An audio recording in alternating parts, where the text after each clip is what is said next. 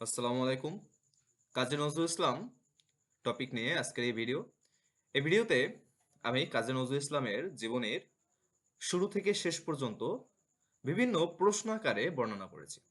আপনারা জানেন যে কাজী নজরুল ইসলাম বিভিন্ন চাকরি পরীক্ষা, ভর্তি পরীক্ষা এবং যেকোনো প্রতিযোগিতামূলক পরীক্ষার জন্য কতটা গুরুত্বপূর্ণ টপিক। প্রতি বছর এই টপিক থেকে কোনো না কোনো পরীক্ষায় বিভিন্ন প্রশ্ন এসে থাকে। আশা করি এই ভিডিওটি সম্পূর্ণ দেখলে আপনাদের এই টপিকটি ক্লিয়ার হয়ে যাবে। কারণ কাজী নজরুল ইসলাম সম্পর্কিত যেসব বইতে বিভিন্ন তথ্য দেওয়া আছে, সবগুলো থেকেই আমি তথ্য কালেক্ট করে এখানে এড করে দিয়েছি। এবং এখানে বিভিন্ন ওয়েবসাইট থেকেও আমি তথ্য নিয়েছি।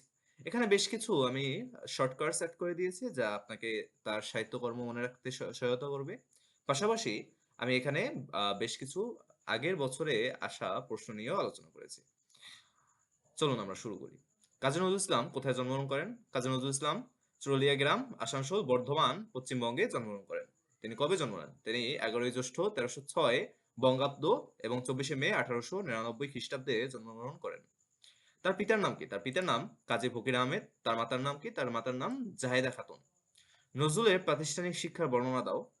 যদিও এগুলো তেমন একটা গুরুত্বপূর্ণ নয়, আপনারা চাইলে এগুলো স্ক্রিনশট দিয়ে রাখতে পারেন, চাইলে এগুলো নোট করেও রাখতে পারেন।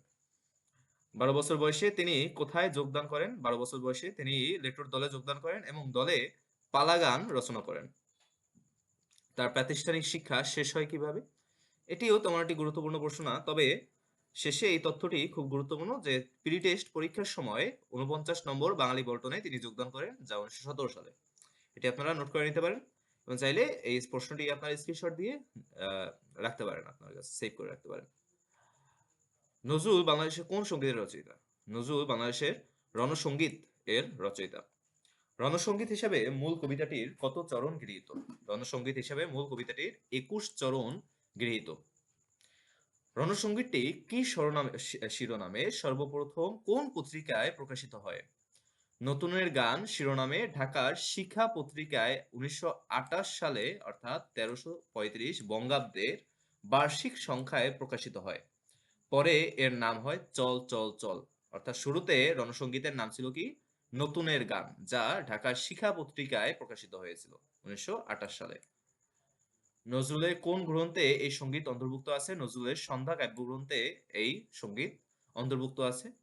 বিদ্রোহী কবিতা প্রথম কোথায় প্রকাশিত হয়? বিদ্রোহী কবিতা সাপ্তাহিক বিজলি পত্রিকায় 22শে পৌষ 1328 বঙ্গাব্দে প্রকাশিত হয়, সাপ্তাহিক বিজলিতে।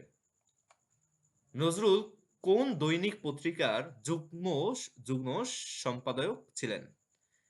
সরি, নজরুল কোন দৈনিক পত্রিকার যুগ্ম সম্পাদক ছিলেন? এক্ষেত্রে দৈনিক নবযুগ, 1920 সালে।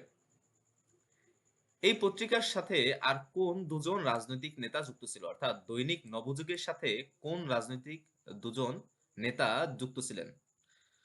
কমরেড মুজাফফর আহমেদ এবং শেরে বাংলা একে ফজলুল হক। এই দুজন এই দৈনিক নবযুগের সাথে সম্পর্ক কানেক্টেড ছিল। তার সম্পাদনায় কোন অর্ধ সাপ্তাহিক পত্রিকা বের হতো? ধূমকেতু অর্ধ সাপ্তাহিক পরীক্ষা বের হতো এবং ধূমকেতু কাজী নজরুল ইসলামের একটি ছদ্মনাম। ধূমকেতু পত্রিকায় রবীন্দ্রনাথের কোন বাণী ছাপা হতো? এখানে আয় চলে আয় রে ধূমকেতু, আয় রে বাত, অগ্নিসেতু, এই আম, চরণটি ছাপা হতো প্রতি সংখ্যাই ধূমকেতু। কোন কবিতা প্রকাশিত হলে তিনি গ্রেপ্তার হন?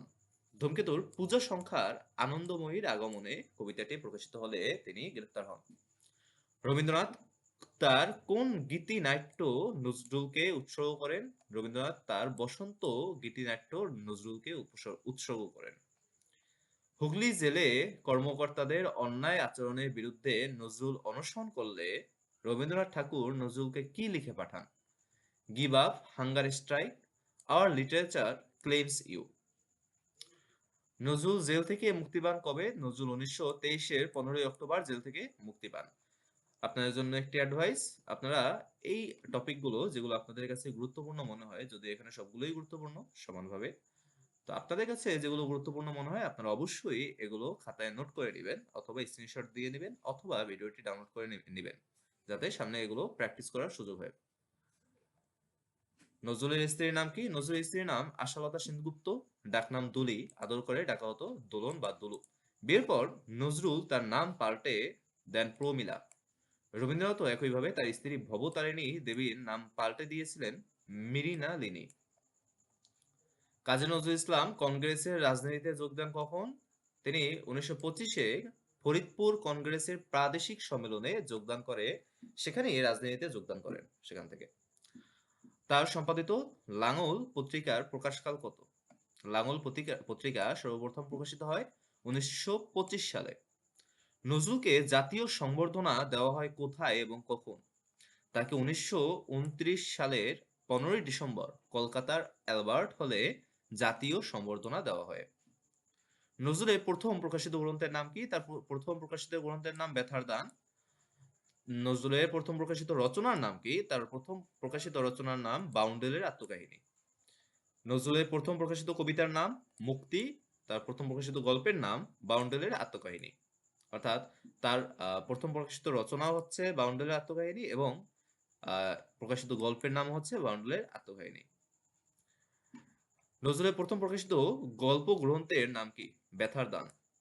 নজরুলের প্রথম প্রকাশিত কাব্যগ্রন্থের নাম কি? কাব্যগ্রন্থ ছিল অগ্নিবীণা।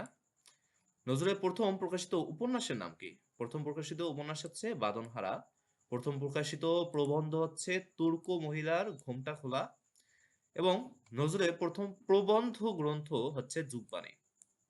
নজরুলের প্রথম প্রকাশিত নাটকের নাম হচ্ছে ঝিলিমিলি।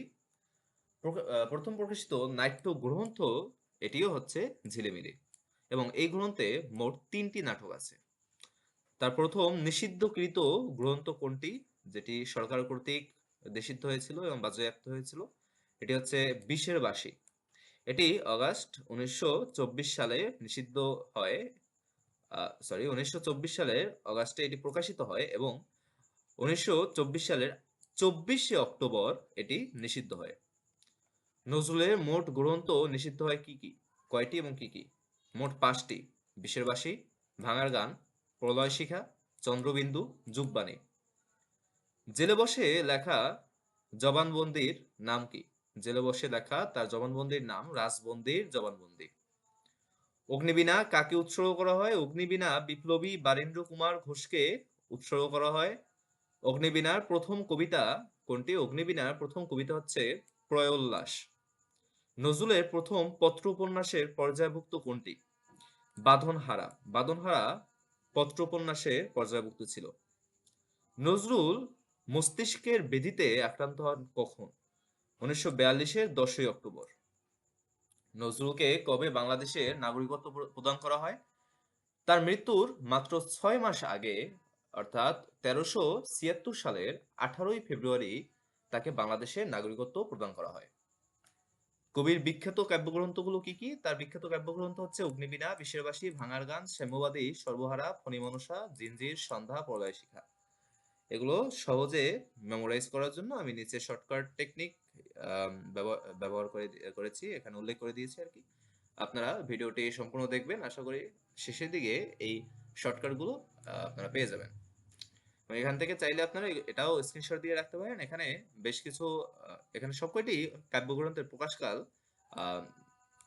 সাল আকারে এখানে দেওয়া আছে। এগুলো আপনাদের কাজে লাগবে। তার লিখিত জীবনী কাব্যগুলো কি কি? তার লিখিত জীবনী কাব্যগুলো হচ্ছে চিত্তনামা এবং মরু ভাস্কর। মরু ভাস্কর হযরত মুহাম্মদ সাল্লাল্লাহু আলাইহি সাল্লামকে নিয়ে লিখিত। কাজী নজরুল ইসলামের উপন্যাসগুলোর নাম উল্লেখ করো। বাঁধনহারা, মৃত্যুহুদা, কুহেলিকা। কাজী নজরুল ইসলামের বিখ্যাত গ্রন্থগুলোর নাম উল্লেখ করো। এক্ষেত্রে গল্প গ্রন্থ হবে এটি। ব্যথার দান ব্যথার দান, রিক্তের বেদন, শিউলিমালা। অর্থাৎ তার সাহিত্য জীবনে মোট 3টি গল্প গ্রন্থই তিনি লিখেছেন। একটি হচ্ছে ব্যথার দান, একটি হচ্ছে রিক্তের বেদন এবং আরেকটি হচ্ছে শিউলিমালা। নজরুল ছায়াছবির সাথে যুক্ত হন কবে থেকে? 1931 খ্রিস্টাব্দে পাইওনিয়ার ফিল্ম কোম্পানিতে যোগদানের মাধ্যমে তিনি ছায়াছবির সাথে যুক্ত হন। তিনি 1942 খ্রিস্টাব্দের সূচনা পর্যন্ত এই সংশ্লিষ্টতা ছিল তার নজরুলের ছায়াছবির সাথে। তিনি কয়টি ছায়াছবির সাথে কাজ করেছেন? যতটুকু জানা যায় 10-এর অধিক। এগুলো হচ্ছে বাংলা ছায়াছবি হচ্ছে ধ্রুব, পাতালপুরী, গ্রহের ফের, বিদ্যাপতি, গোরা, সাপুড়ে, চৌরঙ্গী, দিকশুল এবং আম, অভিনয় নয়। হিন্দি। আচ্ছা, এখানে এই অভিনয় নয় কথাটা এখানে আসবে না, টাইপিং মিস্টেক। হিন্দি। হিন্দি ছায়াছবি ছিল বিদ্যাপতি, সাপেরা, চৌরঙ্গী। কোন চলচ্চিত্রে নজরুল অভিনয় করেন? সর্বপ্রথম অভিনয় করেন সর্বপ্রথম তিনি ধ্রুব চলচ্চিত্রে অভিনয় করেন নারদের ভূমিকায়। নজরুল ইসলাম প্রথম ঢাকা এসেছিলেন কবে? তিনি 1926 সালের জুন মাসের শেষ সপ্তাহে এসেছিলেন। ঢাকায় প্রকাশিত নজরুলের প্রথম লেখা কোনটি?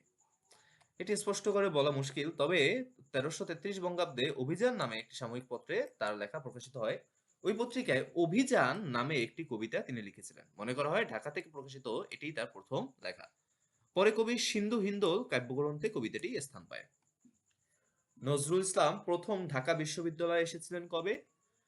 এটি 1926 সালের 27শে জুন প্রথম তিনি ঢাকা বিশ্ববিদ্যালয়ে এসেছিলেন। ঢাকায় আনার পর নজরুলকে কোন বাড়িতে স্থান দেওয়া হয়? তিনি ঢাকায় আসার পর ধানমন্ডির 28 নম্বর সড়কের 330 বি নম্বর বাড়িতে থাকেন। পরে এই বাড়িটি নজরুল ইনস্টিটিউটে উন্নতি করা হয়। তাকে কলকাতা বিশ্ববিদ্যালয় এবং ভারত সরকার কর্তৃক কোন পদক প্রদান করা হয়?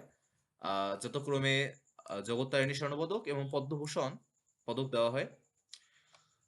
অর্থাৎ কলকাতা বিশ্ববিদ্যালয় থেকে জগত্তারিণী স্বর্ণপদক এবং ভারত সরকার কর্তৃক পদ্মভূষণ পদক দেওয়া হয়।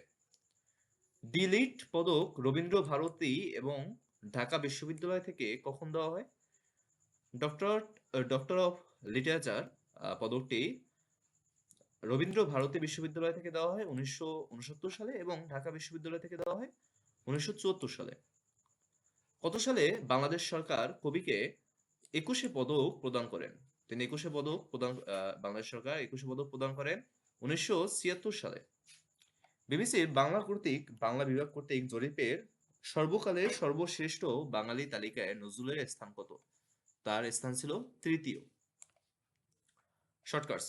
এখানে তার সাহিত্যকর্মের শর্টকাটস আমি অ্যাড করে দিয়েছি। আপনারা সবচেয়ে ভালো হয় যে আপনারা এই শর্টকাটস গুলো নিজে নিজে ক্রিয়েট করে নেবেন। কারণ নিজে নিজে আপনারা যখন এগুলো বানিয়ে নেবেন গল্প আকারে অথবা ছন্দ আকারে, তখন আপনাদের এগুলো মনে থাকবে সবচেয়ে বেশি। তারপরে এখানে আপনাদের সহজলভ্যতার জন্য কিছু শর্টকাটস অ্যাড করে দিয়েছি। প্রবন্ধ।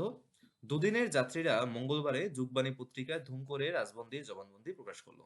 এখানে দুদিনের যাত্রীরা হচ্ছে দুদিনের যাত্রী, মঙ্গলবারে অর্থাৎ রুদ্রমঙ্গল, যুগবাণী অর্থাৎ যুগবাণী, এখানে যুগবাণী হয়েছে, ধুম করে এটা হচ্ছে ধূমকেতু, রাজবন্দি জবানবন্দি হচ্ছে রাজবন্দি জবানবন্দি। আচ্ছা, এখানে এই লাইনটি আপনারা মুখস্থ রাখলে তার প্রবন্ধগুলো বেশ কয়েকটা প্রবন্ধ আপনারা সংক্ষেপে মাথায় রাখতে পারবেন। এছাড়া গল্প হচ্ছে গল্পের ছলে পদ্ম গোখরাকে রিক্তের বেদন ও ব্যথাদানের জন্য জিনের বাদশাকে শিউলি মালা উপহার দেওয়া হয়। এক্ষেত্রে পদ্ম গোখরা এটা একটি গল্প, রিক্তের বেদন একটি গল্প, ব্যথার দান এটি গল্প, ব্যথা দান হচ্ছে এখানে ব্যথার দান, জিনের বাদশা একটি গল্প, শিউলি মালা হচ্ছে একটা গল্প, গল্প গ্রন্থ। উপন্যাস। কুহেলিকা মৃত্যু ক্ষুধায় বাঁধনহারা হয়ে গেল। কুহেলিকা, মৃত্যুক্ষুধা, বাঁধনহারা এই তিনটি তার উপন্যাস। তার সাহিত্য জীবনে এই মোট 3টি উপন্যাসই তিনি লিখেছিলেন। নাটক। আলেয়া, মধুমালা তাদের পুতুলের বিয়েতে ঝিলিমিলি রঙে শাড়ি পরেছে। এখানে আলেয়া, মধুমালা, পুতুলের বিয়ে, ঝিলিমিলি এগুলো হচ্ছে তার নাট্যগ্রন্থ। পত্রিকা। নবযুগের গণবাণী, লাল ধূমকেতু। এক্ষেত্রে নবযুগ একটি পত্রিকার নাম, গণবাণীও একটি পত্রিকার নাম, লাল হচ্ছে লাঙলের সংক্ষিপ্ত আকারে লেখা হয়েছে এখানে, আর ধূমকেতু তার একটি পত্রিকার নাম। তো নবযুগ, গণবাণী, লাঙল এবং ধূমকেতু হচ্ছে তার পত্রিকাগুলোর নাম। বিভিন্ন পরীক্ষায় আসা গুরুত্বপূর্ণ প্রশ্নাবলী। সঞ্চিতা কোন কবির কাব্য সংকলন? সঞ্চিতা হচ্ছে কাজী নজরুল ইসলামের কাব্য সংকলন। কাজী নজরুল ইসলামের বিদ্রোহী কবিতাটি কোন কাব্যগ্রন্থের অন্তর্ভুক্ত? এটি হচ্ছে অগ্নিবীণার অন্তর্ভুক্ত। বৌগত হও কথা অভিমানিনী সেধে সেধে কেঁদে কেঁদে যাবে কত যামিনী, এই কবিতা অংশটুকুর কবিকে কাজী নজরুল ইসলাম। রবীন্দ্রনাথ ঠাকুর তার রচিত কোন নাটকটি কাজী নজরুল ইসলামকে উৎসর্গ করেন? বসন্ত নাটকটি কাজী নজরুল ইসলামকে উৎসর্গ করা হয়। নজরুলের প্রকাশিত প্রথম কবিতার নাম কি? প্রথম কবিতার নাম হচ্ছে মুক্তি। কোন সাহিত্যিক ব্যাঙাচি ছদ্মনামে লিখতেন? ব্যাঙাচি ছদ্মনামে কাজী নজরুল ইসলাম লিখতেন। কবি কাজী নজরুল ইসলাম সঞ্চিতা কাব্যটি কাকে উৎসর্গ করেন? তিনি এটি উৎসর্গ করেছিলেন আম বীরেন্দ্র কুমার ঘোষকে, বারীন্দ্র কুমার ঘোষকে। কাজী নজরুল ইসলামের জন্ম ১৯৯৯ সালে হলেও আরেকজন কবি একই বছরে জন্মগ্রহণ করেন। তার নাম হচ্ছে জীবন আনন্দ দাশ। পদ্ম গোখরা গল্পটির রচয়িতা কে? কাজী নজরুল ইসলাম। ফণী মনসা কাব্যের রচয়িতা কে? কাজী নজরুল ইসলাম। কাজী নজরুল ইসলামের প্রথম প্রকাশিত গ্রন্থ কি? তার প্রথম প্রকাশিত গ্রন্থ হচ্ছে এখানে অগ্নিবীণা। এখানে কাব্যগ্রন্থ হবে, কাব্যগ্রন্থ হচ্ছে অগ্নিবীণা। প্রশ্ন এখানে কাব্যগ্রন্থ হবে। শিউলিমালা গল্পের লেখক কে? কাজী নজরুল ইসলাম। কোন কবিতা রচনার কারণে নজরুল ইসলামের কারাদণ্ড হয়েছিল? এটি হচ্ছে আনন্দময়ীর আগমনে। কোন কবিতা রচনার জন্য কাজী নজরুল ইসলামকে অগ্নিবীণা কাব্যগ্রন্থ নিষিদ্ধ হয়? এটি ছিল আনন্দময়ীর আগমনে। কাজী নজরুল ইসলামের সাম্যবাদী কবিতাটি প্রথম কোন পত্রিকায় প্রকাশিত হয়? এটি প্রথম লাঙ্গল পত্রিকায় প্রকাশিত হয়।